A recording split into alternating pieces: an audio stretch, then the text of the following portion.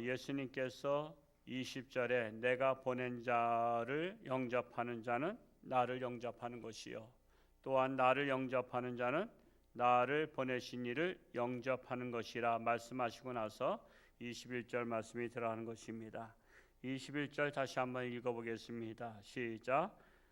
예수께서 이 말씀을 하시고 심령이 괴로워 증언하여 이르시되 내가 진실로 진실로 너희에게 이르노니 너희 중 하나가 나를 팔리라 하시니 그랬습니다.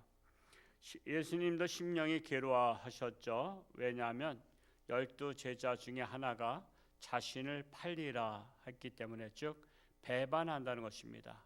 여러분 인생에서 배반, 이 참 다른 것들은 다 실수도 다 용서할 수 있지만 배반은 참으로 용서하기 어려운 것입니다. 그래서 우리는 한번 믿고 신뢰하면 끝까지 믿고 신뢰하는 것이 중요합니다.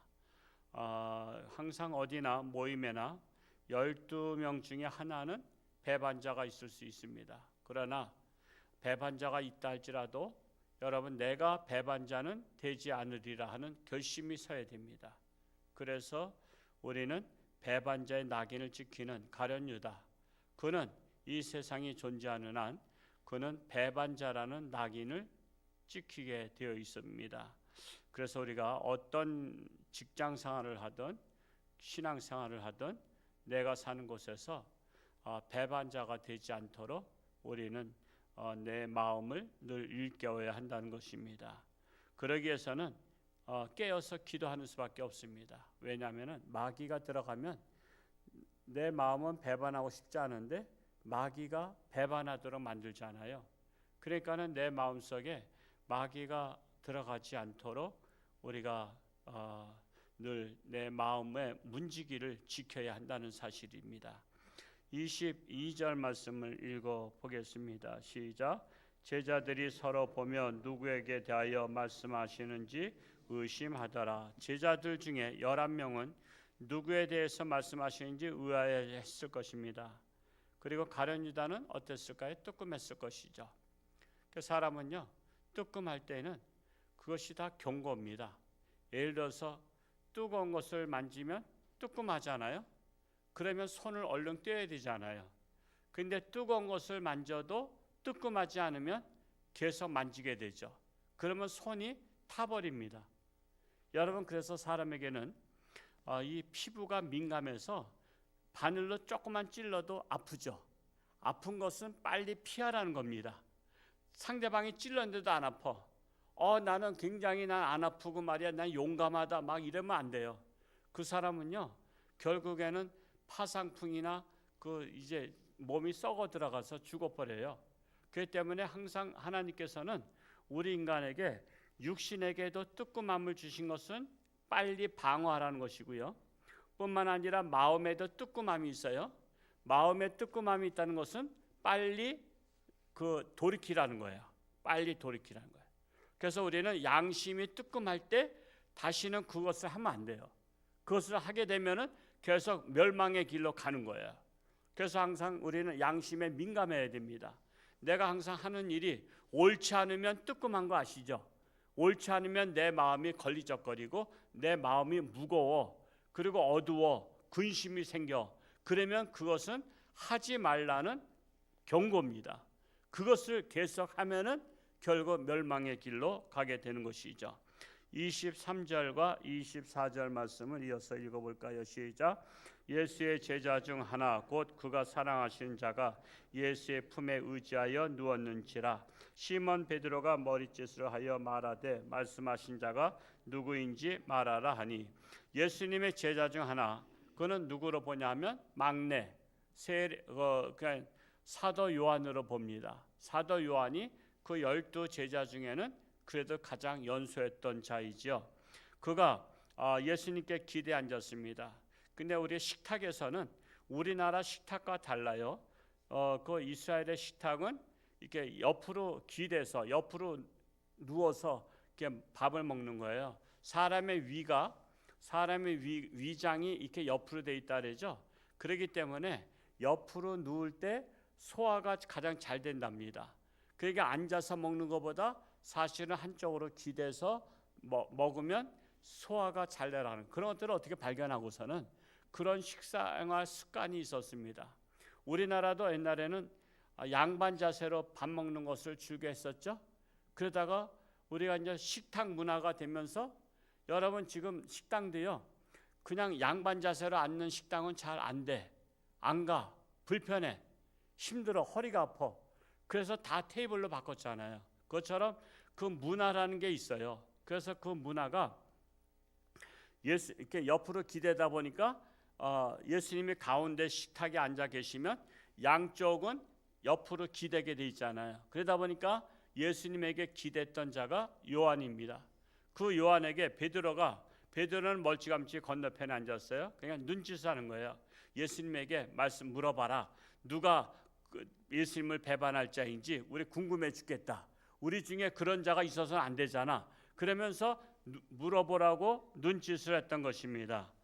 25절 말씀 한번 읽어보겠습니다. 시작. 그가 예수의 가슴에 그대로 의지하여 말하되 주여 누구니까 하고 이제 사도 요한이 물어본 것이죠.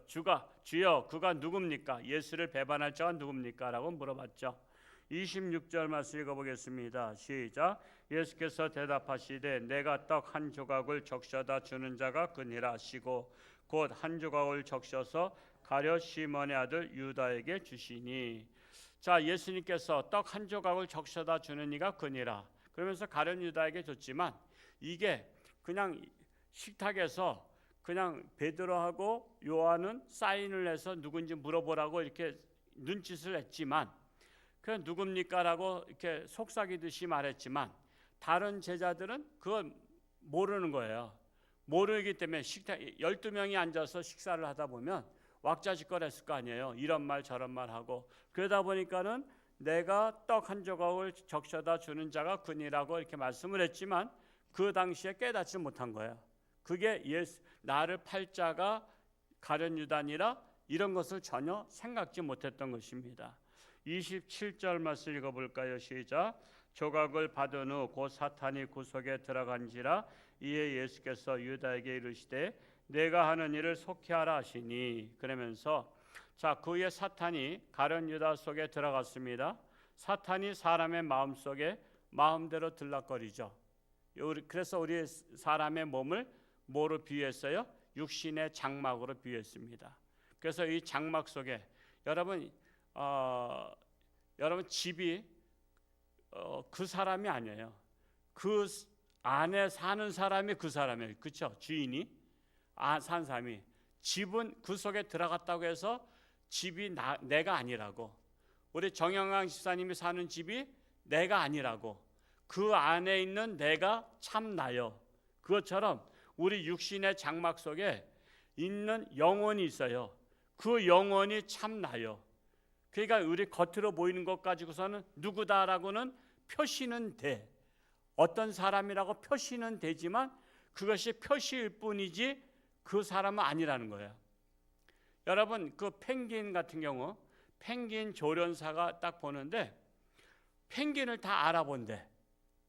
여러분 짐승 펭귄 예를 들어서 돼지가 12마리 새끼 낳았어. 그럼 여러분 이게 첫째고 둘째, 셋째, 넷째 여러분 알아볼 수 있어요? 그놈이 그놈이 같지? 몰라. 펭귄을 어떻게 알겠어? 여러분 사람은 얼굴 보고 알지만 펭귄은 뭘 보고 안지 아세요? 가슴에 점을 보고 안돼요. 점. 이 꺼먹점이 있어.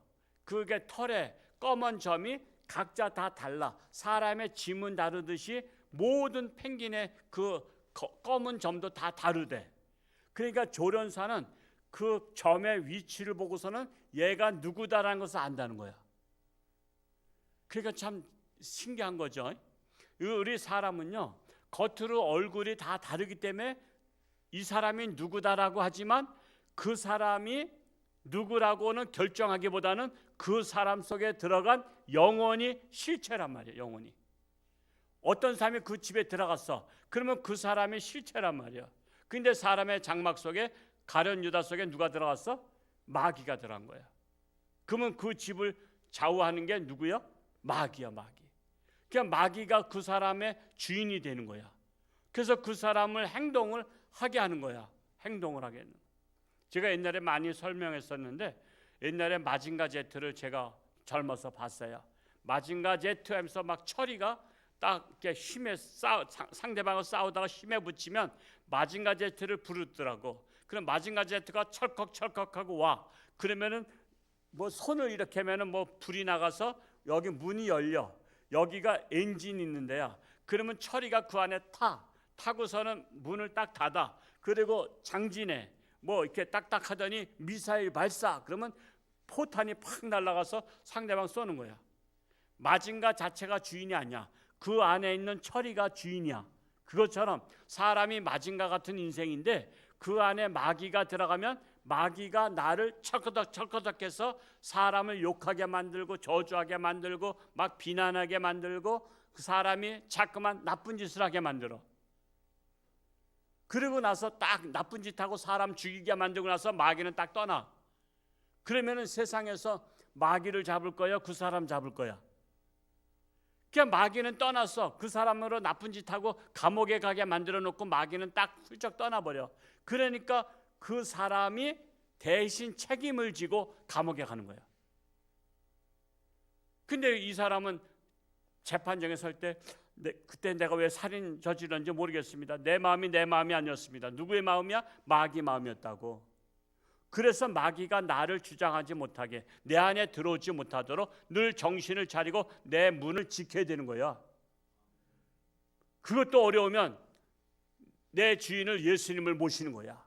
예수님이 내 보좌에 앉으시면은 마귀가 들어올까 하다가도 한 길로 왔다가 7길로 도망가 버린 거야. 왜? 예수님이 나의 주인이 되니까. 그래서 우리는 항상 예수님을 내 마음속에 모시고 사는 게 중요한 거야. 그래야 가장 안전한 거예요. 그래야 우리가 나쁜 짓을 하지 않고 행동을 하지 않아요. 지금 이미 가룟 유다에게 마귀가 들어갔다고 말하고 있어요. 28절에서 30절 읽어볼까요? 시작.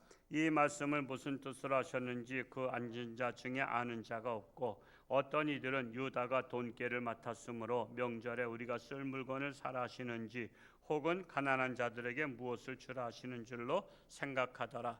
유다가 그 조각을 받고 곧 나가니 밤이러라. 제자들은 예수님의 말씀을 전혀 깨닫지 못했다라는 것입니다.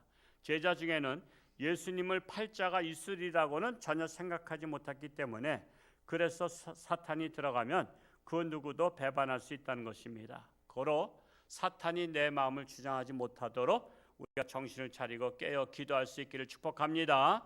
할렐루야. 고맙고 감사하신 아버지 하나님, 오늘도 정신을 차리고 하나님의 전에 달려나와 하나님의 말씀을 통해서 내 주인 예수님을 모시고 살면 악한 사탄 마귀가 내 안에 들어오려고 했다가도 한 길로 왔다 7길로 도망갈 줄로 믿습니다.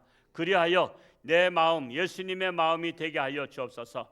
예수님의 마음으로 내 마음을 주장하여 주셔서 예수님 닮은 자로 살아갈 수 있기를 원합니다. 그리스도의 향기를 바라는 자로 살아갈 수 있기를 원합니다. 오늘도 저들의 삶 가운데 하나님께서 동행하시고 하나님의 영광 나타나며 이 전에서 예배하는 자마다 하나님 앞에 면접 보는 마음으로 왔사오니 하나님께서는 축복할 자를 찾으십니다. 복 주실 자 찾으십니다. 하나님께서 들어 쓰실 자 찾습니다. 하나님의 마음이 아파한 저들 되게 하여 주옵소서. 예수님의 이름으로 축복하며 기도하옵나이다. 아멘.